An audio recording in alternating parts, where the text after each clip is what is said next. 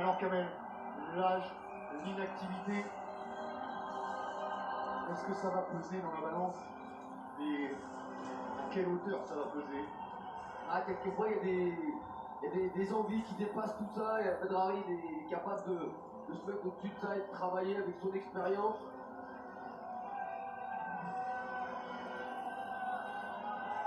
L'envie, surtout l'envie de battre son rival. Il n'y a que deux scénarios possibles. Une victoire de Badr Hari, toute la catégorie relancée. Tisha est tombé. Quand Anissa Mixen a été déclarée perdante. En revanche, si c'était une victoire de Rico Verhoeven, bon, je pense que le contrat de 3 ans de Badr Hari pourrait servir à caler une table. Et qu'on pourrait ne plus revoir Badr Hari sur un ring. Ok, ça dépend de la manière aussi. Il va y avoir un match, une victoire de Rico et une possible troisième. Enfin, en plus, ça compte 3 ans alors cette fois. Ouais, c'est sûr. Il n'est pas si vieux que ça en fait, Badr, hein, 35 ans. Hein.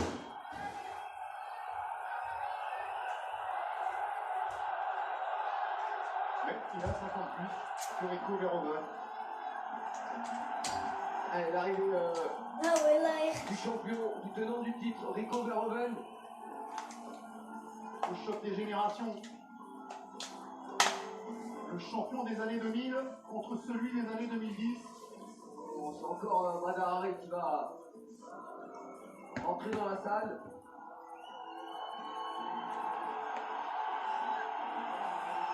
On les entend, les supporters. On va tenter de jauger à l'applaudissement de l'entrée de Rico.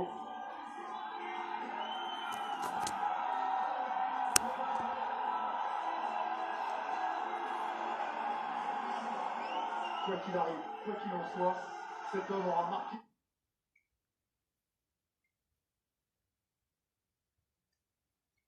Dimension médiatiquement. Et bien cette entrée de Badr Hari. Son style, par son look, par son caractère, par ses résultats.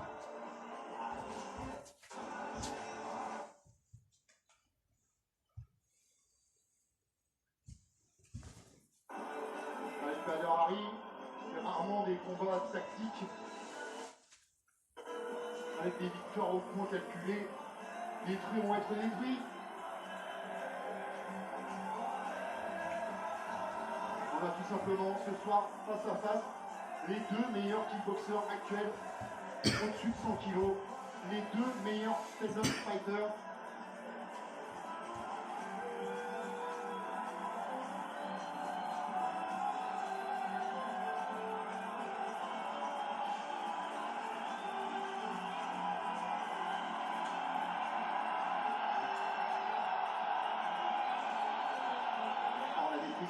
Ouais, non, mais c'est vraiment, pour moi, à ce moment-là, c'est vraiment le plus important, c'est ce parcours entre le vestiaire et le ring, cette intensité qui monte, la concentration de Badr Hari, on voit, hein, il veut cracher sa rage. C'est un regard concentré. On attend de voir celui du champion, celui qui va faire son entrée dans quelques instants. İletişim taşıydı.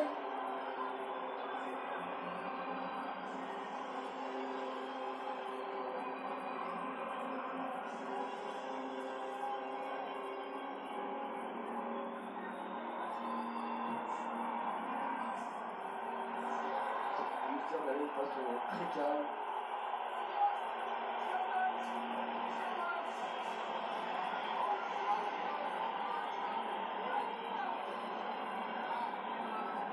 Poser les joues, les yeux enfoncés. Tous les ingrédients, quand on les voit arriver, chacun à leur tour, on se dit il y a de la concentration, il y a de la préparation, de l'envie.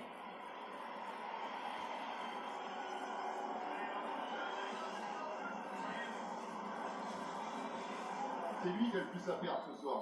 Son titre d'abord, son invincibilité depuis plusieurs années ensuite.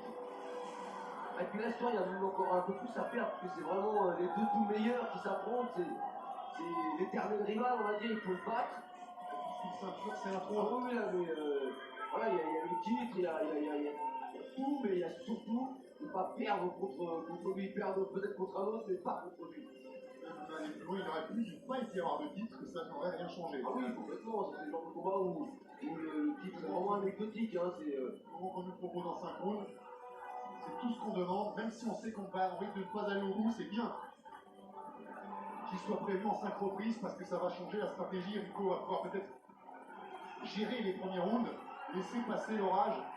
ce genre de grands combats, à l'époque, on les avait dans les années 90, il n'y avait pas forcément de titre en jeu. Hein.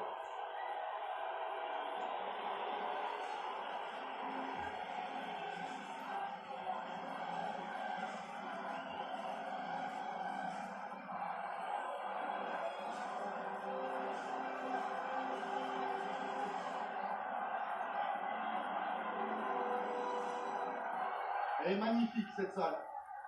Le Gelredome d'Arnhem rempli à rabord, 30 000 personnes. De Bercy.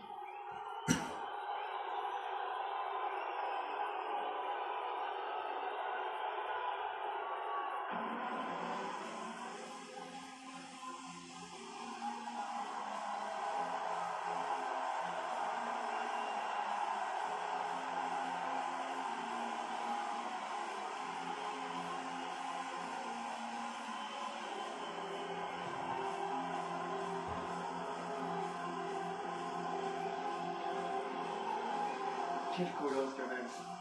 Quand on voit ces gens, Il est bien armé. Hein. quand on voit ces gens, on se demande comment elles peuvent se lever. Au niveau des appuis, au niveau des bras, et lui c'est au pas de course qui arrive.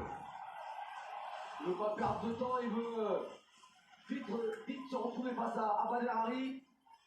La course, c'est du projectile. C'est un boulet de canon.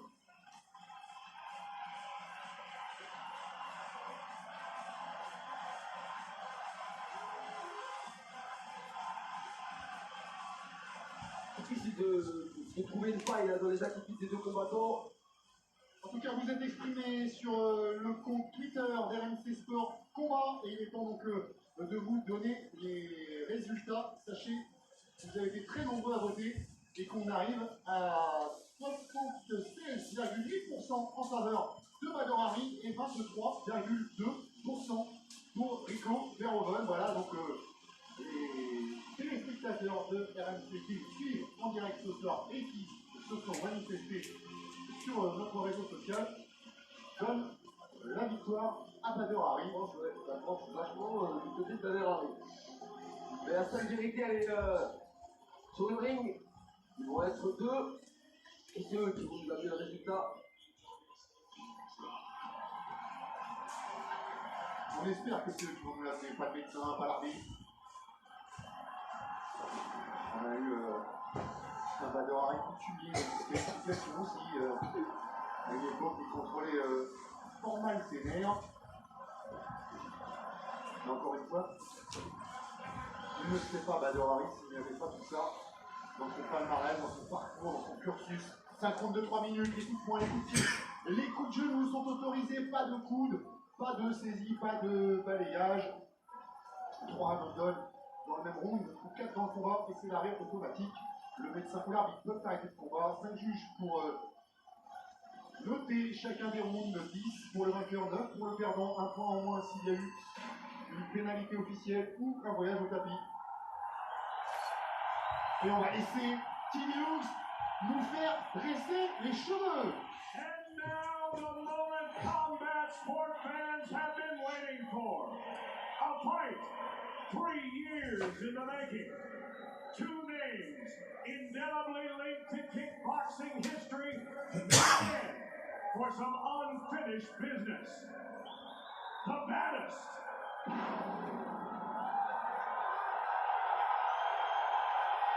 And the king.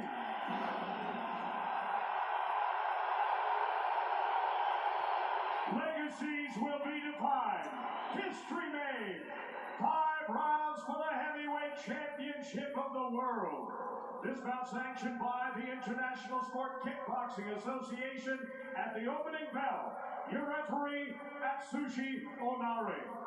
For the 30,000 fans with us live inside a sold-out Gallerodome Arnhem, to the millions watching live around the world, it's time for glory!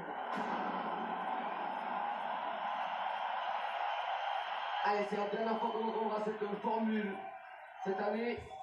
Let's meet the challenger, fighting out of the black corner. He's a two-time K1 World Grand Prix finalist and K1 and it's Showtime World Champion. His professional record, impressive. 106 wins, 13 losses, and 92 career knockouts. Standing 6 feet 6 inches tall, 1.98 meters. He weighed in at 244 and 1/2 pounds, 110.9 kilos. Fighting out of Morocco. 110 kilos pour Mazamari. Gentlemen, the baddest, Badr Hari.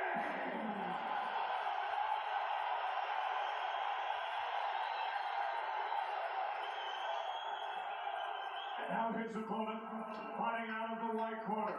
He arrives on a 17-fight glory winning streak, dating back 6 years, and will make his 8th defense of the belt. As a professional, 55 wins, 10 losses, 16 of those wins by knockout. Standing 6 feet 5 inches tall, 1.96 meters.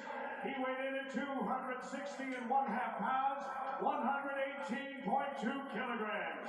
Fighting tonight out of the Netherlands, ladies and gentlemen, introducing the reigning and defending undisputed heavyweight champion of the world, the king of kickboxing, Rico Verhoeven.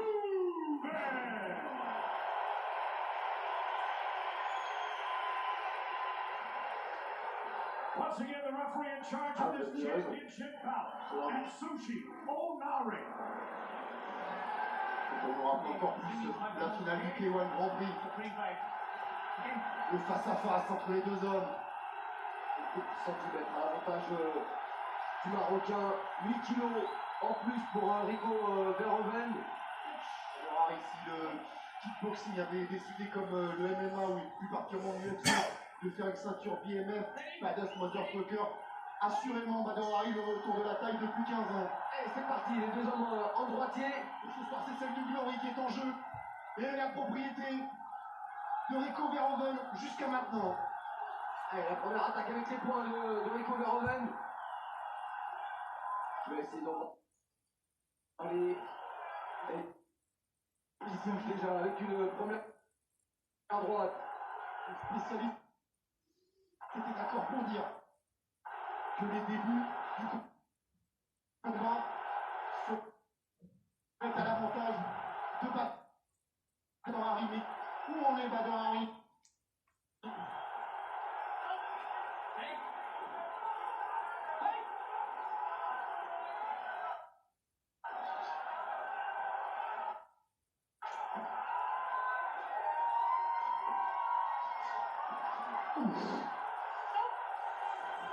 La première chose de sûr, quand même, c'est qu'il n'est pas intimidé, Rico.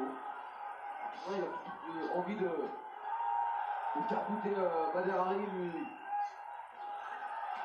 Là, c'est des attaques en ligne basse, c'est bloqué cette fois. Allez, la droite de Badr Hari.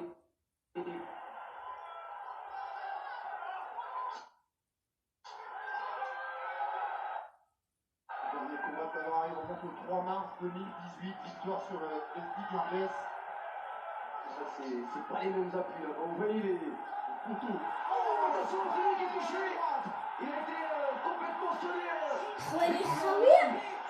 voilà le London dans les deux premiers rounds.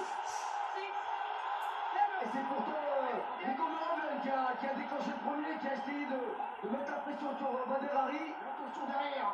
En restant très très calme, il a réussi à placer cette droite qui a déjà fait beaucoup de dégâts dans ses adversaires. Badr Hari qui accélère maintenant. Rico qui va gagner du temps pour essayer de récupérer. Et encore une longue minute à tenir.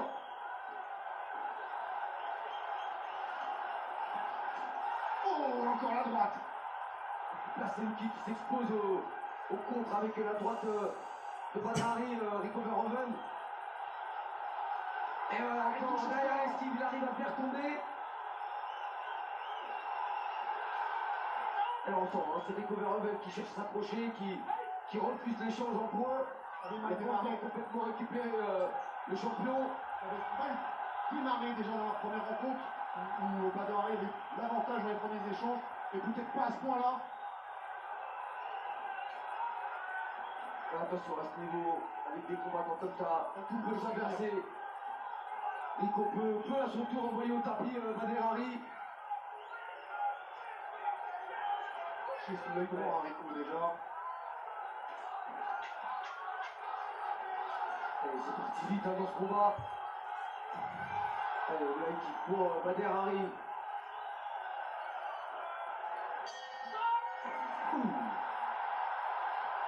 Quelle première reprise déjà. Beaucoup de choses. Un Rico Verhoeven qui a attaqué le premier, qui a voulu mettre en difficulté Badr Hari, qui a contré avec une superbe droite.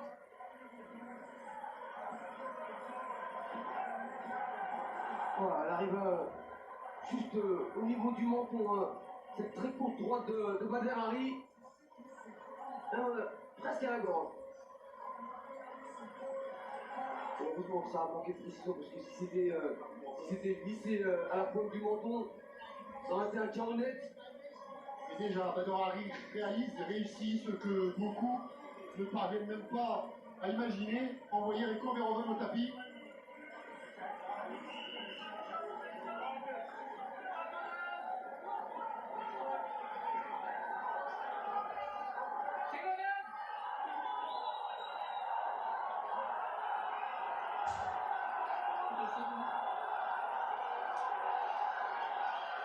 Allez, c'est le Marocain qui prend le meilleur départ.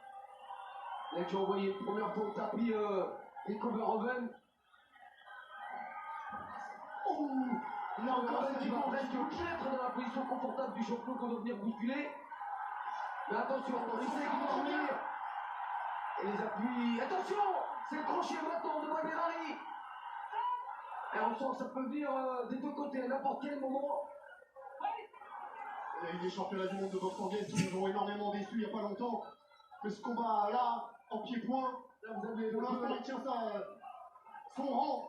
Vous avez deux montagnes face à face et ça recule pas, ça cherche vraiment le coup dur, ça s'engage, ça prend des risques.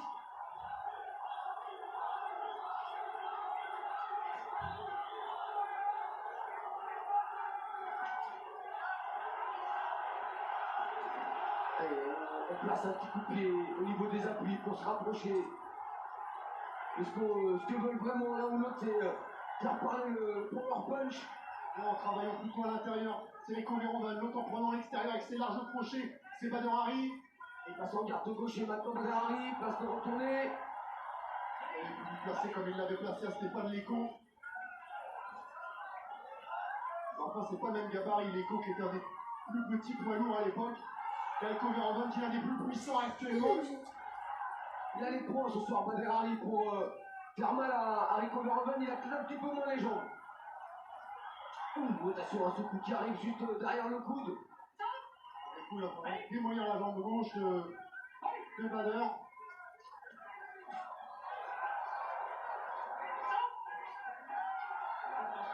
Avec des low kicks intérieurs en répétition. Attention, parce que si vous dites que Badr mise tout sur l'anglaise, s'il n'a pas les appuis derrière, On voit bien, là, ça va plus que la même chose. c'est souvent quand il est attaqué au niveau des appuis qu'il est en difficulté, Badr Hari. Il n'a pas de réflexe de bloquer. Ça aussi, ça peut être Judiciaire. par rapport à son manque de ring, manque de combat. Il n'a pas automatiquement cet automatisme de bloquer les coups, de remiser.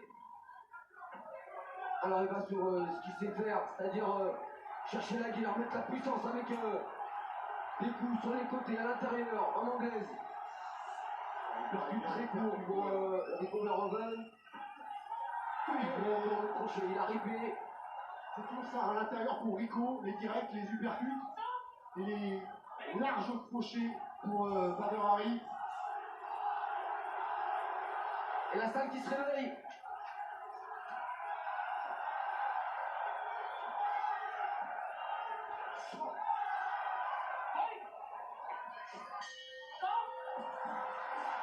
Ça n'a pas baissé de niveau, en tout cas le rythme est toujours le même.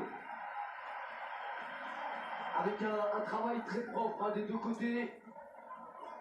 Plus orienté sur les points pour Bader Hari. La question maintenant qu'on se pose, Kamel, c'est est-ce qu'on a passé le money time pour Bader Hari? Est-ce que les meilleurs rounds pour lui sont pas les deux qui viennent de passer? Là, c'est parti très vite. Là, on voit cette attaque de début de seconde reprise. On a vu quand même un Rico reconstruire dans cette deuxième reprise. Ouais, reconstruire sur ce crochet gauche qui a été aussi bien amené par le Marocain.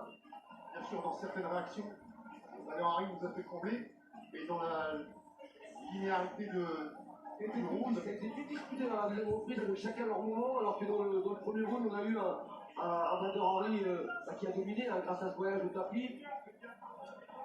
Mais là, c'est vrai que le combat commence à devenir dur pour celui qui s'est le plus éloigné des rings, le plus longtemps. on est éloigné, il est allé au Maroc chez lui. Il a beaucoup couru dans les montagnes de la classe pour préparer ce combat.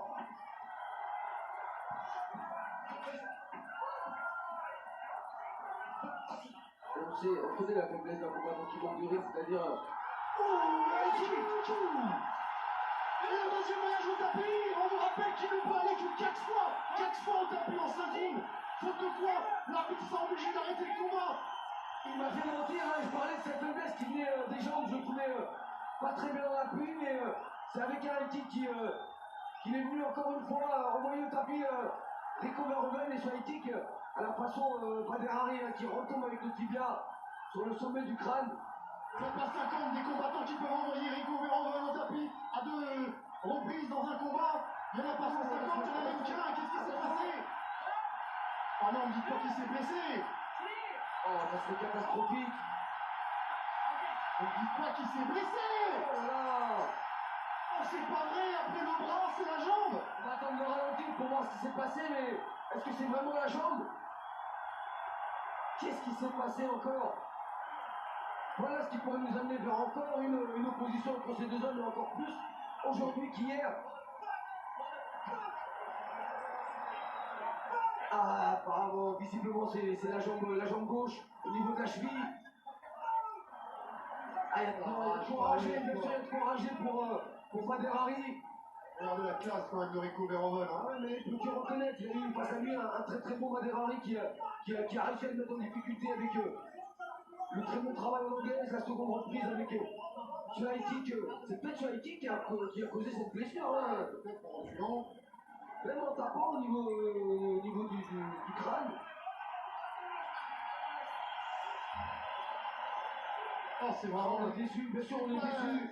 On est déçu parce qu'il avait sa victoire, il tenait le champion au bout de son poing et de son pied, Bader Hari, mais c'est aussi ça la boxe.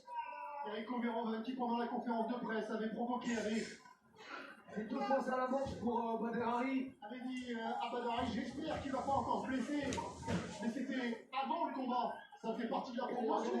Ça fait partie de ce qu'il faut faire pour vendre un combat. Ah, vous avez raison. C'est peut-être ce pied qui vient heurter l'arrière du crâne. Partie quand même assez dure. Ça fait avec la malléole un peu. Ouais. Il y a aussi ce coup de pied avec le talon. Du tout, là.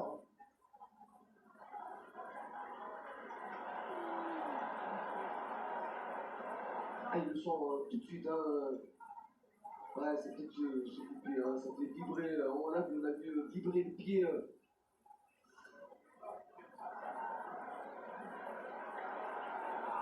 Ah, c'était le pire des scénarios possibles. Après la première rencontre qui avait fini de la même façon, on voulait un gagnant clair et net. Encore plus après ces 2 reprises où on a eu vraiment Comme mon premier combat, quand un même. très très grand combat, un bon niveau des deux côtés, un Bader Hari efficace. À la peine le Badr Hari.